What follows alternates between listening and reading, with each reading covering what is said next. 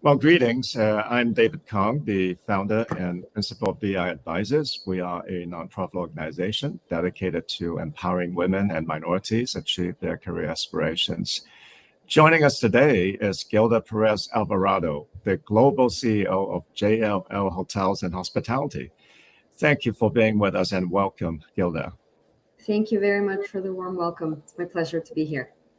We know how busy you are, and I really appreciate you taking the time to be with us. Thank you. Now, Gilda, I followed your career for a little bit, and I know you have a very interesting background. You've built a spectacular career. Can you share some highlights of your career journey with us? So I've been very fortunate to have a very nice career since I graduated Cornell back in '02. I was with PwC a little bit over 2 years, and it was an amazing entryway in hospitality. It was based in Miami. We were doing a lot of work in the Caribbean. It was all strategic advisory, feasibility studies. So that was an amazing first job out of school for me.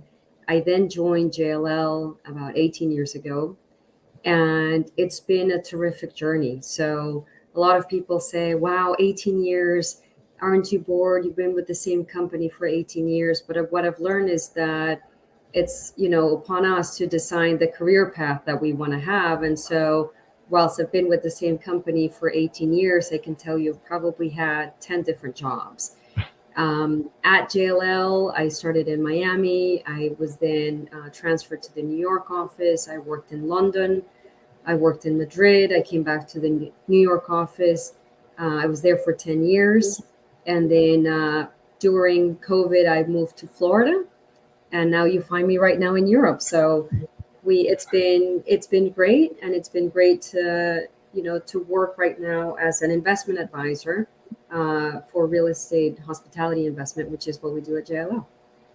Yeah, well, you've had a lot of different jobs and therefore a lot of exposure that really prepared you for your current role. And it's very interesting all the positions that you've held. So in your mind, what are some of the contributing factors to your success? I would say number one, David, you got to seize every situation, every opportunity. So I'll give you two examples that worked for me very well. One was when I moved to Madrid, I literally landed the day Lehman Brothers crashed. So that was September 15th, 2008. I had been transferred to Madrid to run our debt business for hospitality. Obviously, at that time, that business plan, you could just shred it to pieces and throw it away. But instead of panicking and saying, oh my God, what are we going to do? We decided to redesign the business plan and become advisors to the banks that were getting the keys to all of these hotels.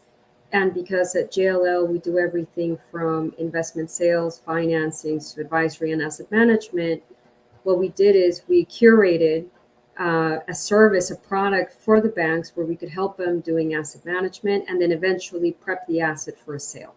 And that was, I would say, one of the first entrepreneurial experiences that I had, with the backing of a very big organization. The other example of seizing an opportunity, one of my mottos, let me backtrack, has always been, I answer yes, and then I ask, what's the question? I always want to go see things for myself, experience things for myself. When I went back to the States following my 3-year stint in Europe, which doesn't sound like a long time, but from 2007 to 2008, the world changed quite a bit. And then I got the opportunity to do an executive MBA while I was an employee of JLL Spain. I went back to New York City, and I didn't want to come back as the Gilda who had left. So the Gilda who came back had a much more global experience. I had established a relationship with investors who were investing in Europe, also in the US, also in Asia. And so proposed creating a global hotel desk, which became our cross-border investment sales team. To this date, I run that team, in addition to running JLL Hotels and Hospitality. Most leaders at JLL have. Mine is running the team, which were 370 people worldwide. And the other one is leading the cross-border investment sales team which really focuses on clients from, who define their investment markets as the world, or at least more than one region. So it's been great opportunity to, seize that moment, reinvent ourselves, and always think one step ahead. I think that has been great. The other thing I would say for the audience, especially the younger audience, I think it's always very important to establish very good relationships, organic relationships in an organization across all levels, be it from your, entry level peers all the way to the leaders, without expecting anything back in return, right? It's being a good colleague, being a good employee, being a good resource. And what that will yield is you're going to have a lot of sponsors in the organization who are going to be thinking about you and who are going to be working with you, and who are going to say, what, for this, actually, she's going to be fantastic at it, or he expressed interest in this field, why don't we give him a chance? And having a good sponsor, I think, is very important for anybody to evolve within an organization, and also across the industry. That's very, very important. Yeah, no, I totally agree with you. The first point that you mentioned about the agility in which you adapted to a changing environment, you saw a huge challenge for everyone in 2008 as an opportunity, and you quickly adapted to it, and you developed a whole new business plan as a result of that. You throw away the old one. That took a lot of courage and decisiveness. Kudos to you. And the second point you made about the network, cultivating relationship along the way, that's really important. I totally agree with you. And in the brokerage business and advisory business, relationship is king. You've got to have an extensive network. So do you have any advice on how you build networks? I would say, number one, it starts with you. So you have to have a very strong sense of self. You gotta, people have to see you. They have to understand your values. They have to understand who you are as a person, who you are as a professional, and hopefully you're the same person, right? In every setting. That's the first element to develop trust. People have to know who they're speaking to. They have to be able to see through their eyes, right? So number one, you got to be trustworthy. Two, obviously there's a lot of information overflow right now, David. People may tell you things in confidence. You got to be able to, be a good listener, and sometimes keep your mouth shut, sometimes provide advice. But I would say the biggest factor for me is we have to do this for the long term. The reputational value, the reputational economy is so important right now. And you just never know, right? That colleague that you mistreated, she may end up running the company one day. She may end up being your client as well. And they're going to remember, what, this person did not treat me well. Or, conversely, let's just say they were extraordinary. They have great things to say about them. They saw that human element as well, of just being a good person, being very civil. But it all has to be for the long term. Our clients, for us, that stickiness of the business, the fact that they keep on hiring us, that's a testament that they trust us. And when they're hiring us, they hire obviously the individual, the teams, and also the company. They got to be able to trust that we're going to, have them in their best interest. And also when we're putting a deal together, for example, that it's a win-win for both parties. The relationships that don't go anywhere, that actually don't evolve into relationships, it's when everything's so commercial and so short-term focused, where you don't give a person the time of day, or you decide, that project, it's not, it's small enough, I'm not interested. There's ways of bowing out for it. If you're not an expert, you have to admit it or refer them to somebody else. But it's really, business relationships, David, are the same as personal relationships. They're based on trust. And for you to trust somebody, you got to be able to see through them. Yeah, no, I totally agree, Gilda. Trust is the foundation to any relationship, whether it's personal or business. And I like what you said about thinking long term. You always take a long term view, and you need to be trustworthy for the long term. You need to be discreet, and you also need to be kind and nice to people because you never Yeah, know. exactly right. That's really good advice. Now, no doubt you have mentors and advocates, and we all need them to be successful in our career. Do you have any advice on how to find mentors and advocates to help you, and what did you do to impress them? So I love coaches. David, I growing up I was a swimmer, so I always had a coach. And then my parents are both in academia, so they're very much about, tutoring. And so I've always had teams of people, whether it was a tutor, whether it was a coach. And what you learn when you have a coach, by the way, is they're not singing your praises all the time. They're telling you, they're giving you feedback so that you can get better. And so for me, the first lesson that I ever learned at an early age is you can always do a little bit more. So when you're a swimmer and you're getting really tired with the next stroke, you can always do another one. You can always do a little bit more. So that was ingrained in me. The other thing that I would say from a mentor perspective, and I got this from reading a book that was called The Art of Happiness by the Dalai Lama. And I read this book when I decided to leave my first job. And, one of the key takeaways there was that every situation, no matter if it's good or bad, can teach you something. So if you have a good encounter with somebody or a negative encounter with somebody, you have to be thankful and grateful because you learned something from it, right? So I take those moments as mentorship moments.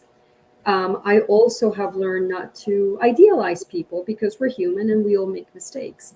So one of the questions that I get quite a bit, especially from people just starting their career, or obviously everybody's very ambitious and they want to get to the very top very quickly, and they have an ideal of what a successful leader is going to be. A successful leader doesn't just win; he or she will fall and fail and make so many mistakes so many times. And it's a matter of learning from those mistakes, knowing how to forgive yourself for making that mistake, and making sure that you're conscientious about improving, about, always give, you can always do a little bit more. So you can always do a little bit better. So I would say, because there's no ideal mentor and you can learn from any situation, obviously I find a lot of inspiration from my parents, from my siblings, from my husband, from my peers, from my bosses, people outside the sector, outside the industry. There's a lot of people who say, Gilda, there aren't a lot of senior women in hospitality.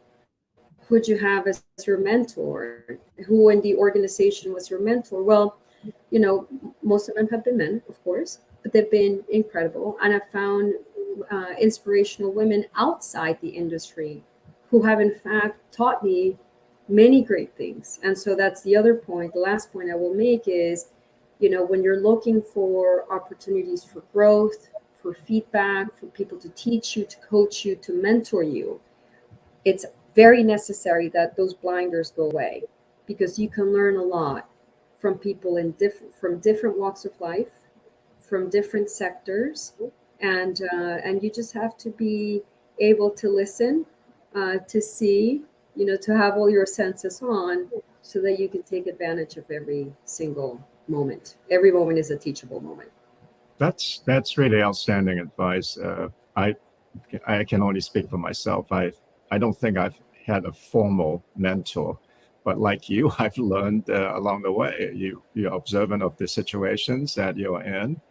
Sometimes it works out for you, sometimes it doesn't, but you always learn. I like that very much. It's kind of like having a job. You always learn from your job, whether you like it or not.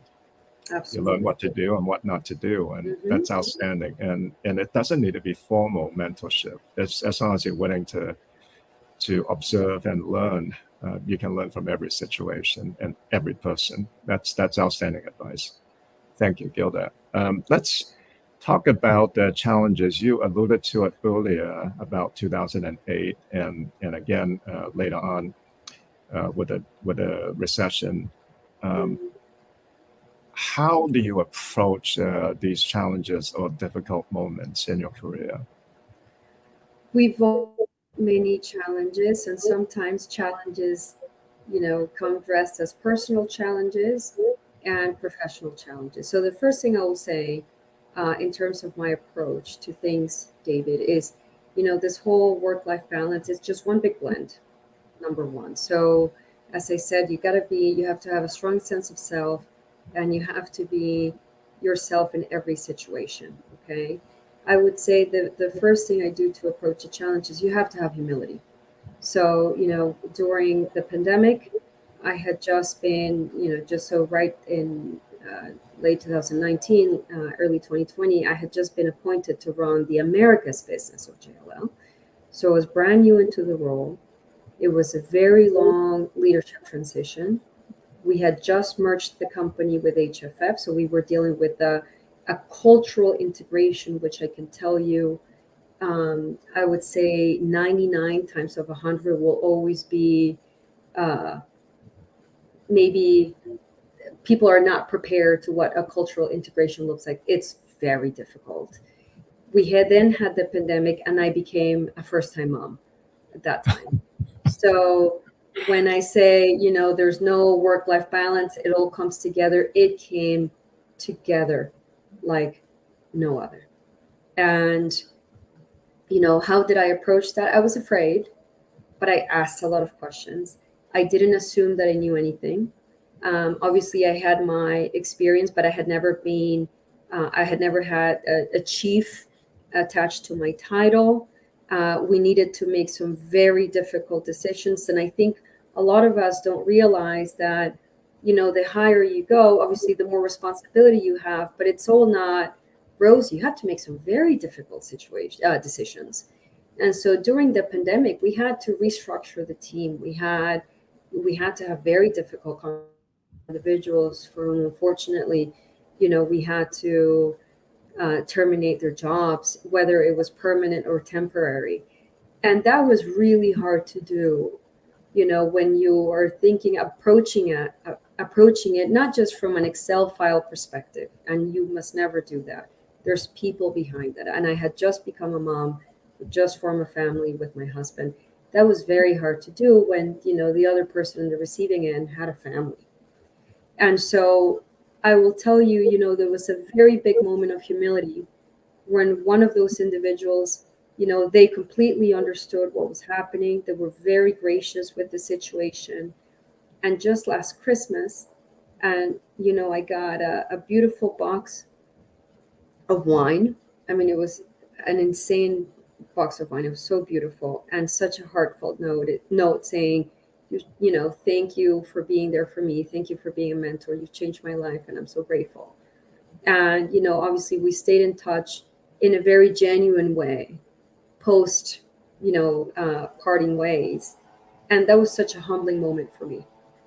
But, every challenge, I think you have to put yourself in, the other person's shoes. Obviously, you're running a business, so you have responsibilities to the entirety of your stakeholders, but it's not easy. And in fact, if I can be completely frank, in 2020, I got sick from the stress. I it was really hard. And after you deliver a baby, obviously your hormones are all over the place. So I had that, and then the stress from this making all these difficult situations or decisions. That was very hard for me, but I get through it because I have an amazing unconditional support system called my family. So were it not for them, I don't think I would have been able to make it. I learned so much. And the other thing I will say, and maybe this resonates for some of your female listeners, it was very interesting in times of crisis and in times of just negative news. Obviously the people that you lead are looking. My team was very used to just hearing instructions and just very decisive message. This is what we're doing, and this is how we're going to do things. And that worked. But my style, and I think this may be a female thing, was more, this is what I think we should do, but what do you think about this? And it was more, let's try to bring everybody together to be part of that decision. It takes longer.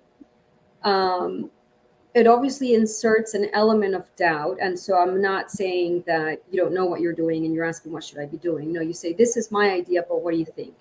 Let's poke holes at it. let's make sure that we're actually implementing the optimal strategy or tactic for the problem at hand. And it takes longer because you have to build consensus. By the way, going back to that coaching moment, you have to be able to listen with people saying, listen, I think it's a really good idea, but we need to add this, or we should remove this. Or by the way, it could be like, this is a terrible idea, I wouldn't look at it. But you got to defend the thesis. And it's that listening, that conversation, that back and forth that actually then produces the best idea. And so that approach to decision making was very new for my team. And some team members were saying, wow, does she, I'm sure people were asking, does she not know what she's doing?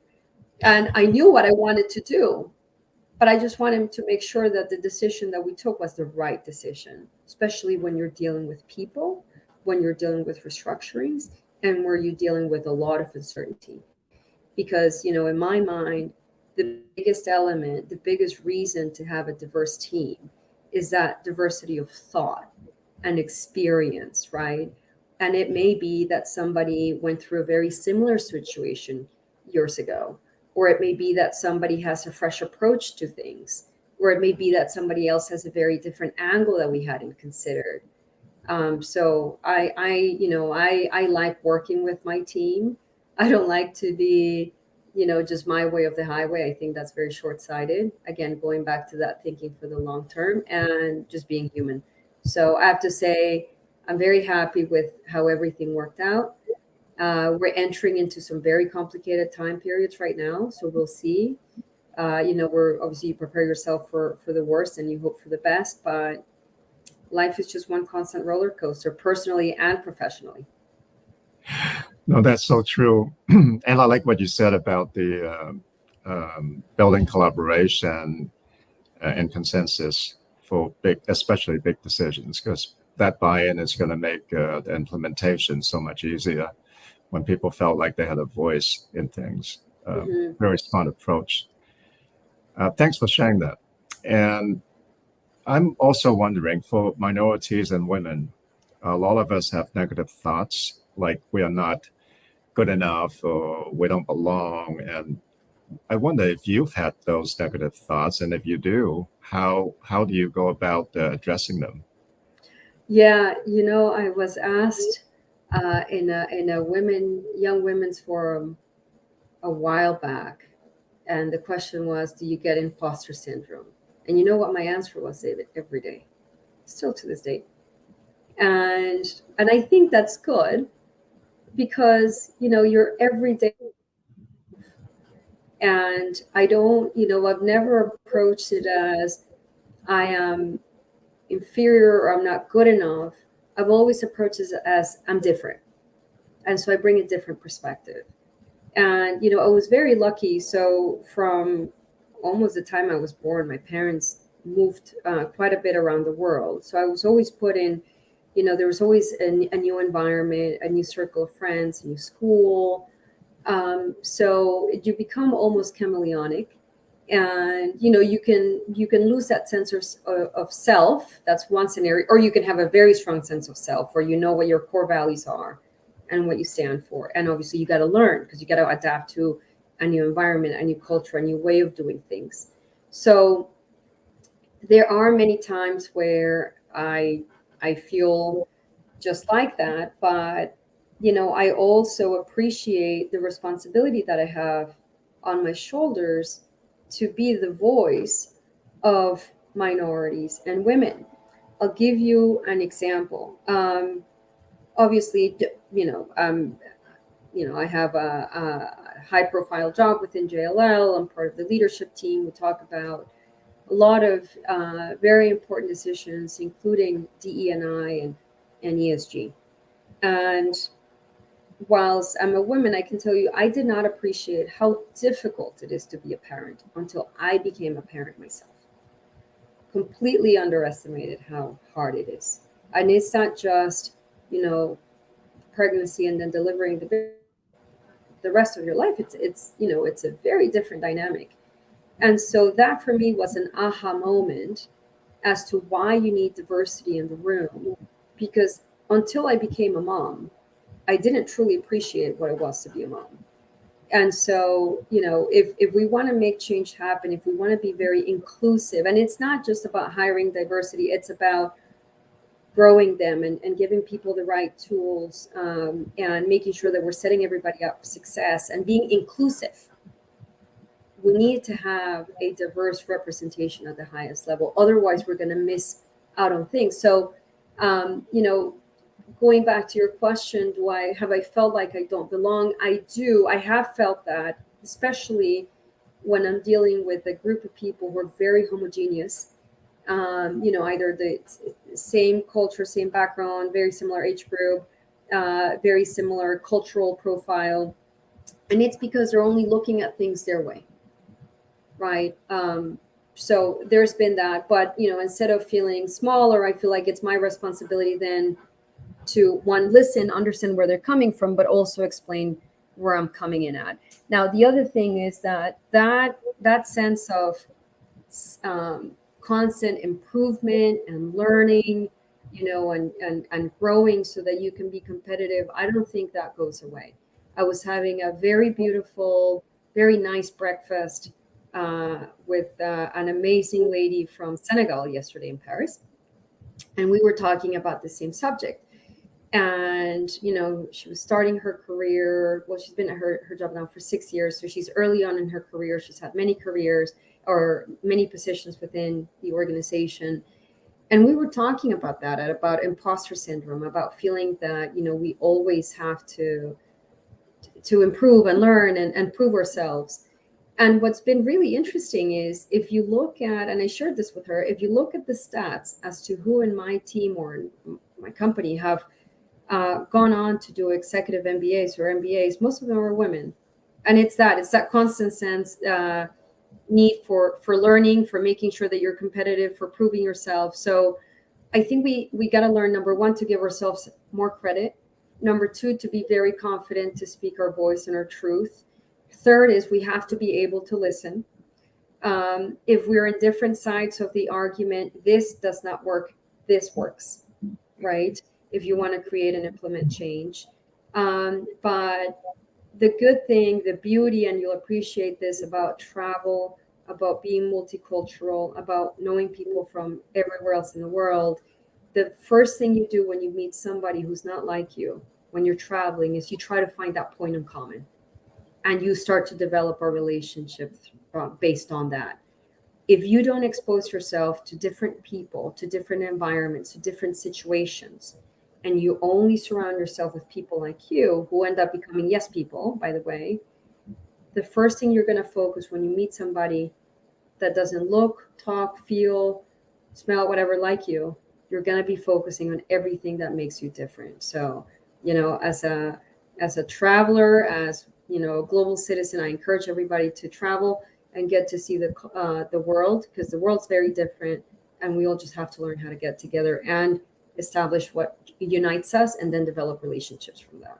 Outstanding perspectives and advice. Well, thanks for sharing that. You alluded to work-life balance, and sometimes it just happens. And certainly you've lived through it. You have a very hectic travel schedule and workload, and you also have a 2-year-old at home. So how do you balance or try to manage the demands at work as well as your responsibilities at home?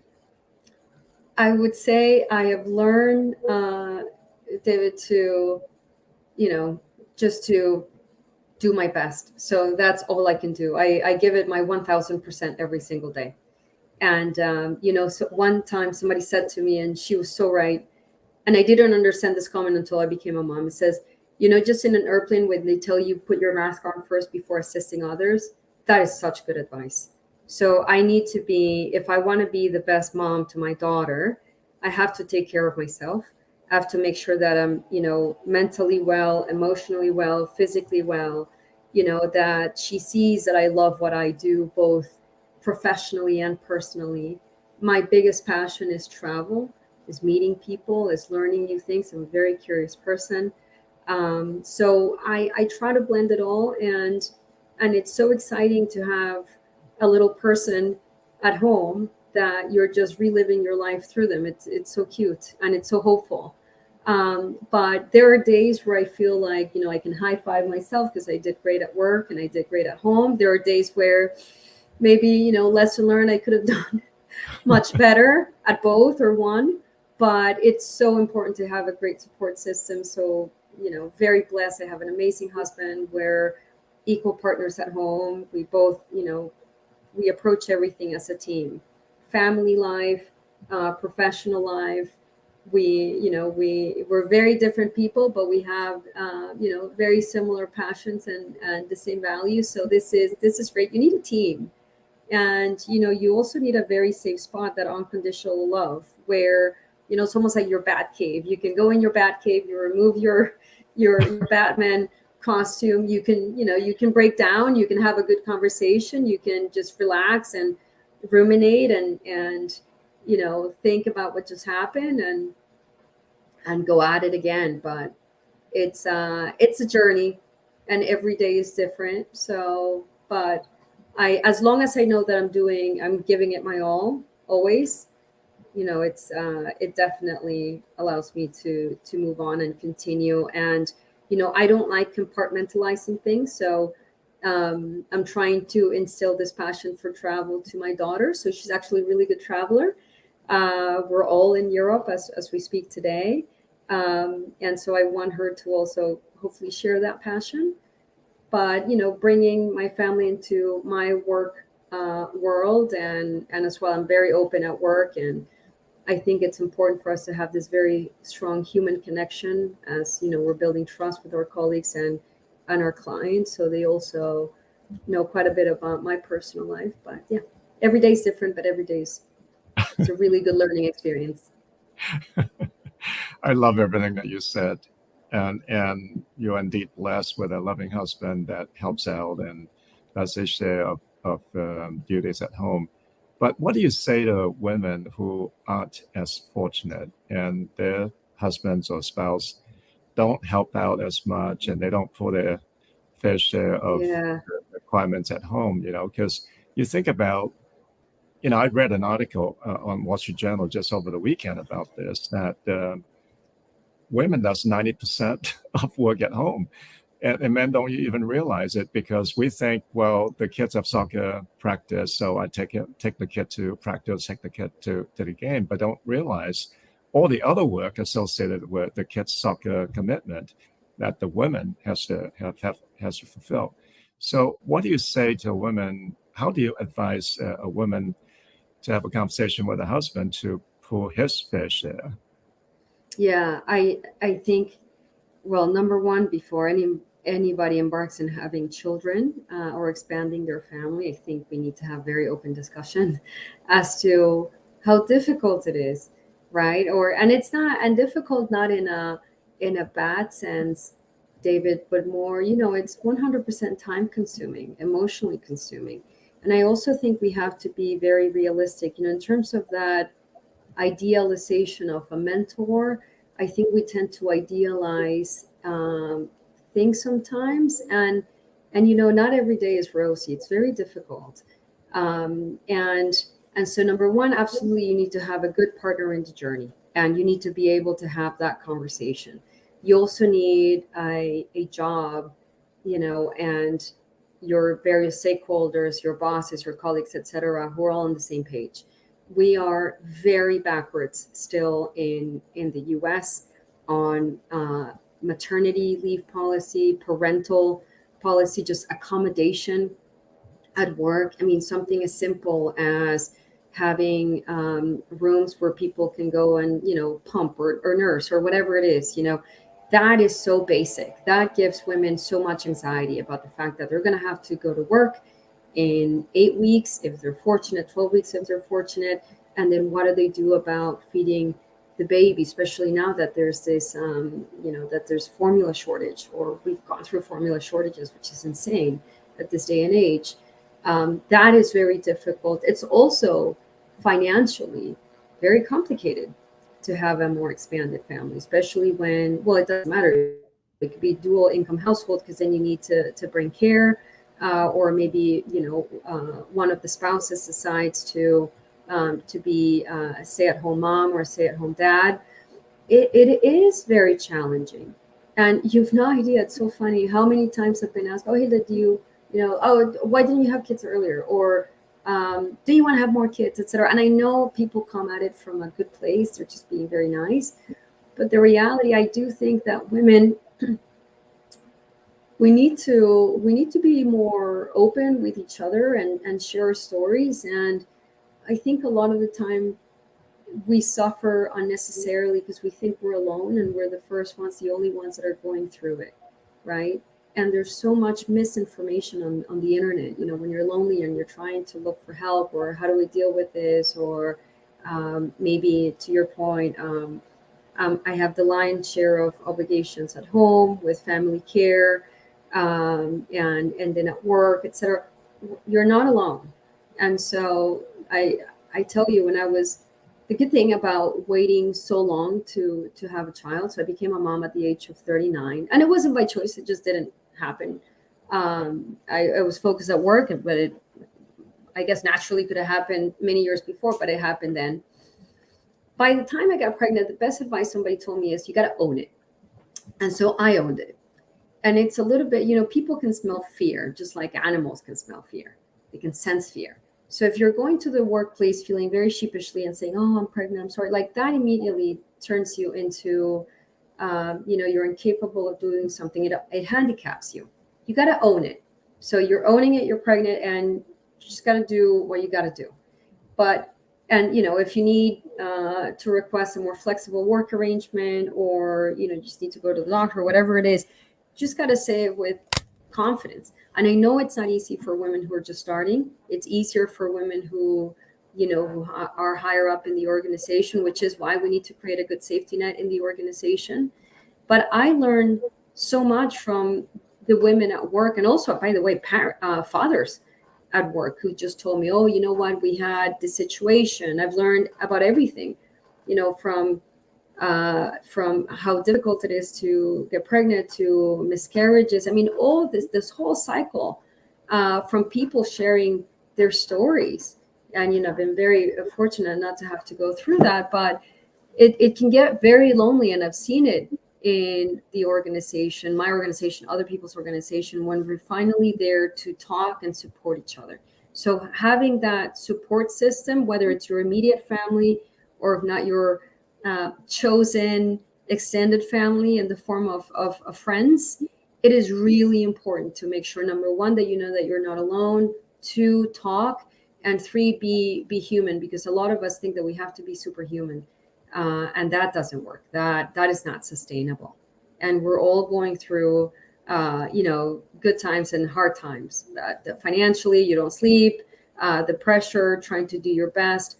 But again, one of the responsibilities that I feel I have at work is to give these women or new parents a voice at work, and make sure that we're designing the workplace to be inclusive, to deal with reality, because life happens. Yeah, no, I totally agree. And you're right too. This country has a lot of catching up in terms of taking care of women and who are pregnant, or who need to stay at home to take care of their Yeah. kids. Running a little short of time, so let's talk about what advice you would give to women and minorities. This show is about personal empowerment. How can they empower themselves to realize their career aspirations? I would say, number one, make sure you have a strong sense of self, and bring your entire self to every single day, to how you and every thing. So with Hispanics, we love life. We are all about family, about food, about trying to be happy. We have an amazing work ethic. So that's something that should be part of your personality. So strong sense of self, number one. Number two, always be very humble, and let's use every experience as a learning experience. Number three, I would say, let's not idealize. Okay, people are going to make mistakes. People are going to offend. So one thing I've learned is I pick my battles. I'm focused on the war, not the individual battles. So I know this takes time. So you got to pick your battles. And also you got to learn to forgive people sometimes. And as I said, you're not going to change people. You're not going to bring people in by pointing at them and pointing out that they were offensive and they did this, they did that. Explain it to them, right? But I would say just be yourself, learn as much as you can, expose yourself to very different situations, different managers, different work settings, find what works for you. And also learn how to forgive yourself and give yourself a break and a pat in the back from time to time, because it's not easy. And this applies to all of humanity. It's not just women and minorities. The other thing is, and I will, always say this, women, and especially women need to help other women, because it's one of the things that has always been ingrained is this really silly concept of the queen bee, and there's only room for one. And just because it was very hard for me, and for my predecessors, it was even harder, it doesn't mean that others need to go through, pay their dues and go through the same. No, there's room for everyone. The more, the merrier.